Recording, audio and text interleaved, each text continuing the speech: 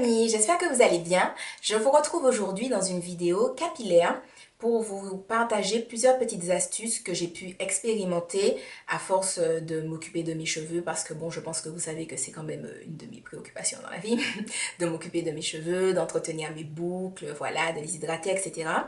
Et en fait, j'ai décidé de vous faire une vidéo de mon point de vue d'antillaise arrivée en métropole. Pour ceux qui le savent, je viens de la Martinique et si vous voulez, entre mon arrivée en Martinique en 2009 et donc depuis que je suis là à Paris, je me suis rendu compte que m'occuper de mes cheveux me demandait différents besoins. Donc je tiens à préciser que tout ce que je dis dans cette vidéo, ça tient forcément de mon expérience, de ce que j'ai pu expérimenter, de ce que j'ai pu tester, etc. et donc de mon avis personnel. J'ai déjà entendu beaucoup de personnes, si vous voulez, je ne veux pas dire se plaindre, mais bon, dire voilà, depuis que je suis arrivée en France, j'ai mes cheveux, j'ai des chutes de cheveux, je les perds, j'ai des irritations du cuir chevelu, mes cheveux sont cassants, ils sont abîmés, ils sont fourchus, ils sont vraiment incontrôlables. Et donc si vous voulez, c'est vraiment à partir de tout ça que j'ai décidé d'en faire une vidéo pour partager ce que je pouvais savoir sur les cheveux, donc expérience d'une antillaise en métropole, différence et tout pour les cheveux. Je pense que c'est important de savoir que les cheveux ne réagissent pas de la même façon au climat. Par exemple, un climat, je vais dire de la Martinique puisque je viens de la Martinique, mais des Antilles, qui est chaud et humide, comme le climat de la France qui est froid et sec. Un des facteurs auxquels souvent on ne pense pas, c'est l'eau. L'eau en France est beaucoup plus calcaire. À la base, l'eau calcaire, elle abîme, elle fragilise, elle casse les cheveux. Mais il faut savoir qu'en plus, quand vous n'avez pas l'habitude d'utiliser cette eau-là, puisqu'en fait en Martinique, donc je prends l'exemple de la Martinique puisque c'est là que je viens, mais quand on sort d'un endroit où l'eau est beaucoup moins calcaire et qu'on arrive dans un endroit où l'eau est beaucoup plus calcaire, ce changement-là, donc de ce qu'on met sur nos cheveux, paf, tout de suite, c'est un facteur aggravant en fait. Et nous, nos cheveux qui sont frisés, bouclés, crépus, etc., à la base qui sont des cheveux fragiles, quand ils rencontrent ce type d'eau-là qui est encore beaucoup plus calcaire, ça fait des chocs à pic et c'est encore plus, sont encore plus abîmés qu'avant. Voilà, parce que souvent, on arrive à gérer nos cheveux quand on est chez nous, aux Antilles, etc. Et quand on arrive en France, on comprend pas pourquoi, on se dit mais je prends toujours autant soin de mes cheveux et pourtant il y a un bug, on comprend pas ce qui se passe. Mais il faut savoir que vraiment l'eau calcaire, c'est vraiment quelque chose qui abîme le cheveu. On peut vraiment le remarquer entre si vous habitez dans Paris ou si vous habitez en banlieue ou dans une autre région où l'eau est moins calcaire. Je sais que par exemple à Paris, dans Paris même le centre, l'eau est très calcaire.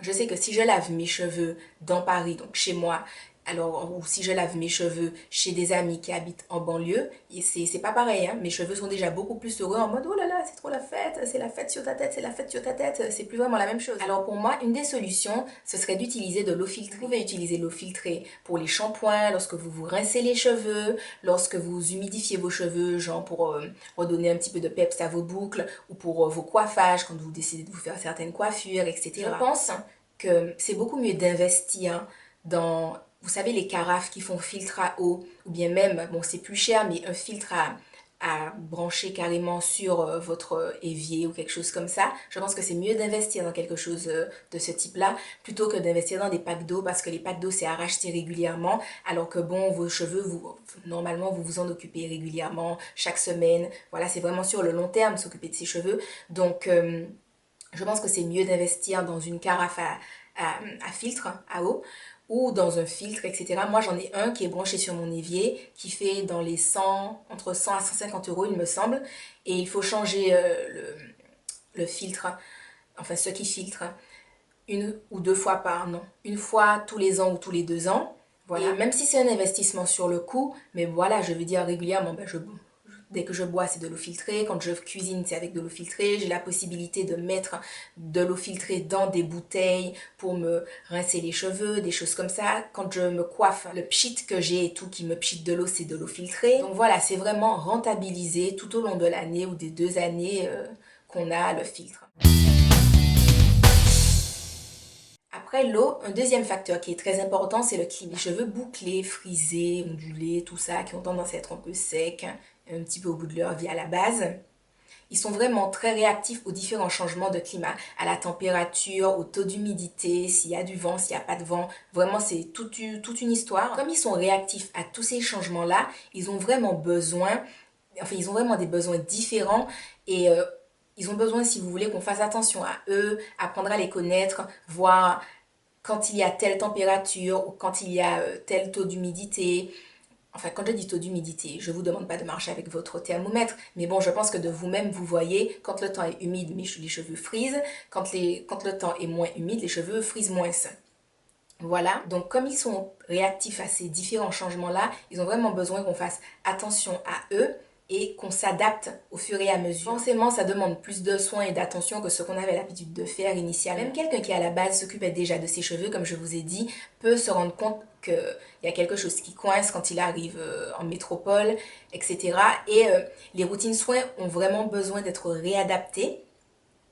Autant il y a des produits qui marchent aussi bien aux Antilles qu'en métropole, autant de par justement la différence de climat et également la différence d'eau, il y a des produits qui marchent très très bien aux Antilles et qui en France, c'est pas pareil. Les cheveux demandent des soins de façon générale, qu'on les lâche, qu'on les coiffe, peu importe ce qu'on fait, mais je pense que c'est vraiment très important d'intégrer dans sa routine de faire des masques. Je pense que c'est vraiment important de prendre soin de ses cheveux. Donc bon, quand on est là et qu'on arrive en métropole, je pense que c'est bien, en fonction des différents besoins de ses cheveux, de réadapter sa routine capillaire ou tout simplement d'en créer une. Pour moi, les besoins à respecter, c'est l'hydratation, la nutrition, c'est laisser deux éléments et optionnellement figer la boucle. L'hydratation, c'est l'apport en eau. C'est important de s'occuper de ses cheveux quand ils sont humides, de les humidifier, de ne pas, enfin, d'oser justement apporter de l'eau. Vous voyez que vos boucles manquent un peu de peps, etc. N'hésitez pas à rajouter de l'eau. Les cheveux secs, frisés, bouclés, etc. Ils ont vraiment besoin d'eau. On lâche ses cheveux ou pour une autre coiffure, de toute façon, nos cheveux ont besoin d'eau. Donc pour moi, l'hydratation, c'est vraiment tout ce qui est apport en eau. Je le précise parce que souvent, quand certaines personnes parlent d'hydratation, je les vois également parler enfin, elles parlent surtout de nutrition. Et pour moi, je fais la différence entre l'hydratation qui pour moi est l'apport en eau et la nutrition qui est l'apport de nutriments, etc. Enfin, voilà, c'est comme une peau qui est déshydratée. Une peau qu'on hydrate, c'est une peau à laquelle on apporte de l'eau. L'hydratation, c'est l'eau. Enfin, on ne vous dit pas, oh là là, tu as besoin d'être hydraté et puis on vous donne du riz. Enfin voilà. De la même façon, quand vous buvez de l'eau, c'est pour vous hydrater. Je ne connais pas de personne, enfin bon après, c'est vrai, je ne connais pas tous les gens dans l'univers, hein, mais je ne connais personne en tout cas dans mon entourage et dans mes 23 ans de vie depuis que je suis là, enfin bientôt 23 ans de vie, que quand ils boivent de l'eau, ils se disent, ouh là là, je me sens mieux là maintenant, ça a fait ma journée, mon ventre est bien rempli, c'est bon, j'ai mangé. Enfin, voilà, il y a une différence entre boire et manger, pareil pour les cheveux. Ensuite, il y a l'étape de la nutrition. La nutrition parce que les cheveux ont besoin d'être nourris, ils ont besoin d'éléments pour être bien. Donc en fait, c'est à ce moment-là qu'intervient tout ce qui est leave-in, crème coiffante, les petites choses comme ça. Elles nourrissent le cheveu d'une façon générale, mais forcément quand on a les cheveux fragiles, cassants, etc., on a encore plus besoin de nutrition. Le leave-in, c'est un produit qu'on applique sur le cheveu et qu'on ne rince pas. Certains produits ont cet intitulé-là sur leur packaging, c'est écrit des trucs du style leave-in, conditionneur, des petites choses comme ça. Mais moi, de mon point de vue, vous pouvez également utiliser tout ce qui est masque, masque après shampoing, du moment que c'est pas trop lourd pour vos cheveux. Pour moi, enfin, je dis pas que ça revient au même parce que ça dépend des marques de masques, ça dépend des après-shampoings. Mais je pense, enfin, dans certaines gammes, par exemple, Garnier, à l'huile d'avocat, beurre de karité, etc. Moi, je trouve que ça convient très bien, en tant que leave-in, par exemple. Ensuite, une étape qui pour moi est importante, c'est l'application du leave-in. Parce que pour moi, quand on l'applique, entre guillemets, n'importe comment, on réduit tout simplement ses chances d'avoir les boucles vraiment qu'on recherche. Selon moi, pour avoir vraiment un résultat optimal, je pense qu'il vaut mieux appliquer le leave-in mèche par mèche et sur des cheveux mouillés. Quand je dis mouillés, je dis pas des cheveux essorés, des cheveux humidifiés, humides, etc. Des cheveux mouillés. Vous sortez de votre douche, vous vous occupez de vos cheveux tout de suite. Et puis si au cours du processus, quand vous faites mèche par mèche, vous appliquez le leave-in, vos cheveux sèchent, allez à libre, etc., réhumidifiez, remettez de l'eau avant de mettre le leave-in. C'est vraiment une étape très importante pour moi. Moi, je trouve que le leave-in prend mieux dans le cheveu quand il est mouillé que quand il est déjà en train de sécher. Pareil dans l'application du leave-in, je pense qu'en appliquant le produit mèche par mèche, c'est important de saturer le cheveu en leave-in. Quand je dis saturer le cheveu en leave-in, c'est-à-dire que les cheveux ont besoin d'être nourris. Donc, quand vous appliquez le produit mèche par mèche, moi, de ce que j'ai pu voir, c'est que quand je commence à appliquer mon leave-in, mes cheveux sont en mode, oh là là, je kiffe ma life, je kiffe ma life, je kiffe ma life. Et au bout d'un moment, en fonction de la quantité que j'ai appliquée, le produit ne reste pas sur mes cheveux, mais il reste dans ma main. Parce que de toute façon, mon cheveu est saturé. Mon cheveu est saturé. Déjà, en général, je vois qu'il ne peut pas prendre plus de produit que ça parce que le cheveu ne va pas absorber le produit. Et donc, visuellement, je le vois, mais en plus, quand j'ai fini de passer ma main dans mes cheveux, il reste plein de produits. Ça ne sert à rien de coller le produit dessus.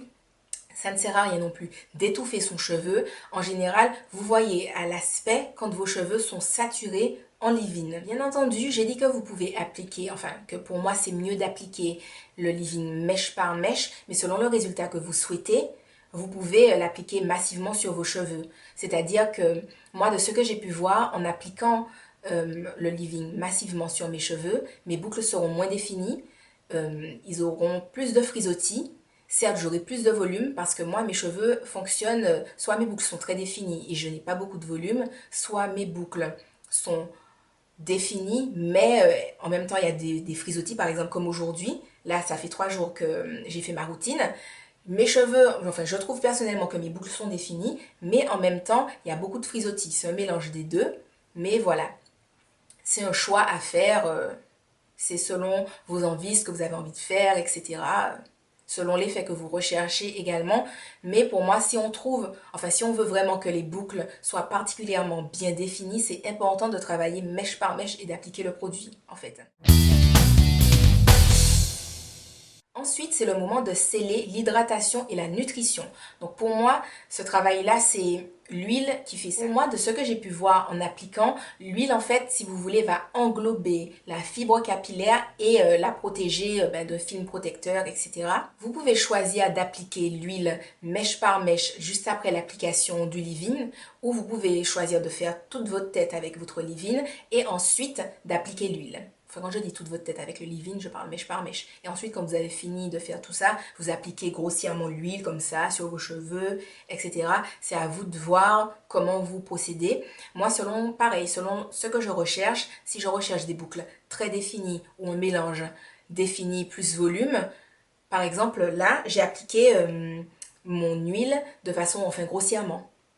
Donc voilà. Après, comme je répète, personnellement, si je veux avoir des boucles plus définies et surtout beaucoup plus longtemps, j'applique l'huile mèche par mèche, donc une petite quantité d'huile mèche par mèche, donc sur l'ensemble de mes cheveux. Quand je dis d'avoir des boucles plus longtemps, c'est-à-dire qu'en fait, quand on fait vraiment ce processus de mèche par mèche, je trouve que ça garde la boucle définie, mais en fait dans la durée. C'est-à-dire qu'au lieu d'avoir des boucles définies pendant 2 jours et qu'après vous vous dites mince, je suis là en mode Lion in the Jungle, mes boucles ne sont pas définies, je suis juste en mode frisottis intense, etc.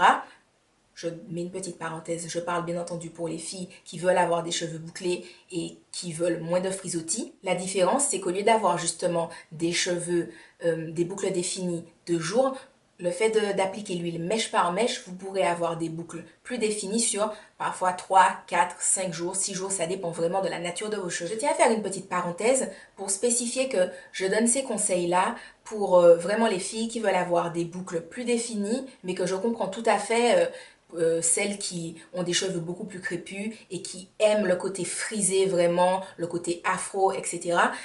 Moi, ce que je pense, c'est que c'est bien de pouvoir connaître différentes techniques et de pouvoir jouer entre elles, justement. Un jour, vous pouvez avoir des boucles définies, un autre jour, vous pouvez avoir enfin, votre afro, tout simplement. Voilà, c'est vraiment après un goût personnel, mais là, de mon point de vue, je ne suis pas en train de dire que si vous avez des cheveux bouclées, crépues, frisées, etc., que vous devez absolument avoir des boucles définies.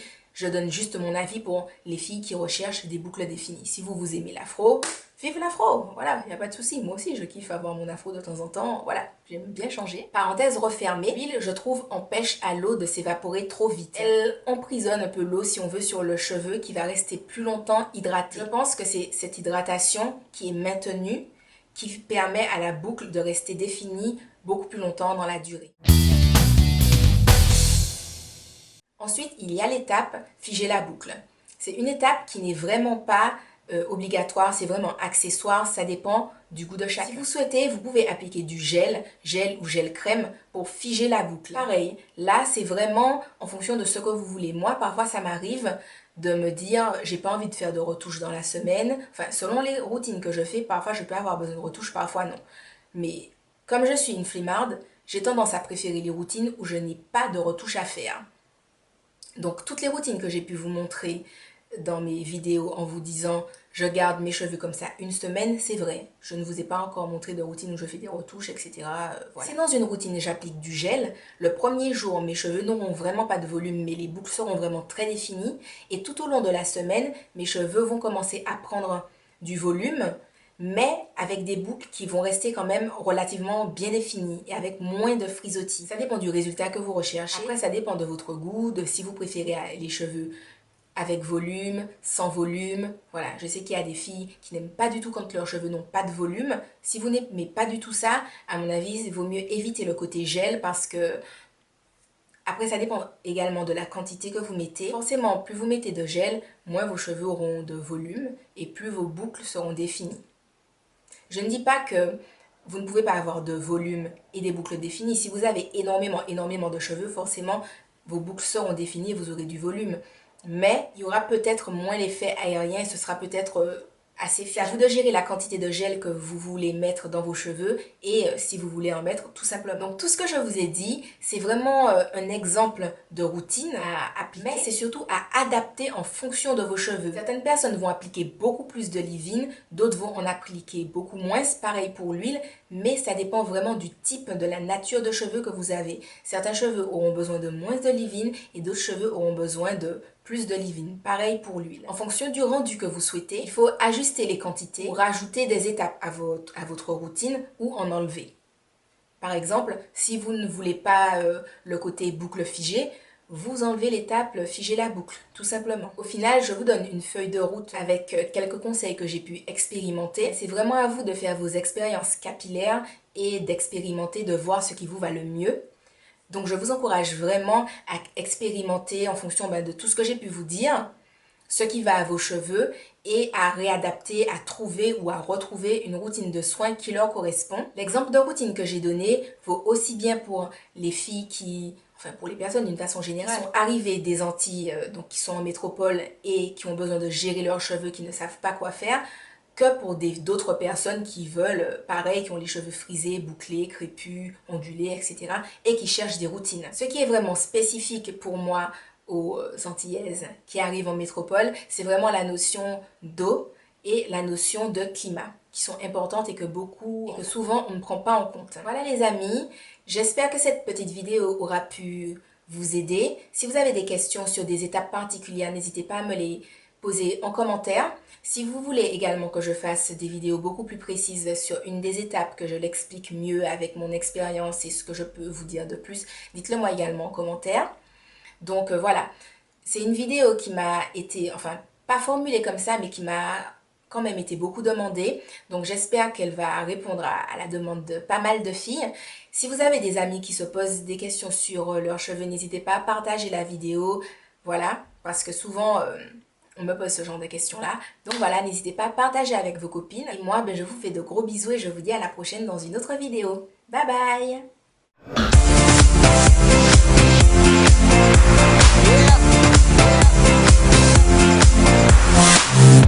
And we lit as shit. You can smell the weed when I'm in this bitch. Tryna keep it straight like a militant, but I'm still leaning when I